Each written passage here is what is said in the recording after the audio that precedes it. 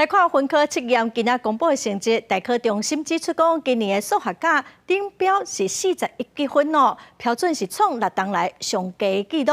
也毋过哦，物理的高分群是比去年较侪，嘛预估讲今年的录取率应该甲去年差不偌侪。大学指考转型分科测验第2年，42257名学生报名。数学甲物理甲化学分别有26000人甲23000人。分科测验正做自然组学生的主战场。数学甲顶标41，前标34，均标22，后标13，底标8，5标拢是6年来上低。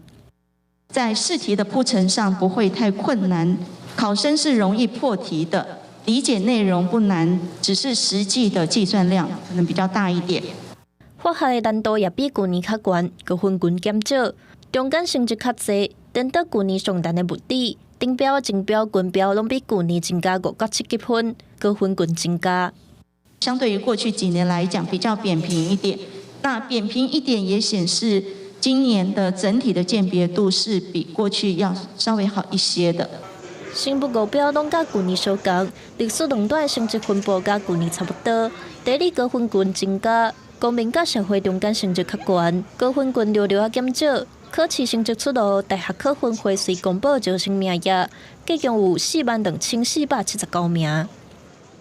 因为今年分科测验报名人数共42257人哈，仍低于我们的总招生名额的42479，所以录取率推估哈，应该跟去年98% 差不多。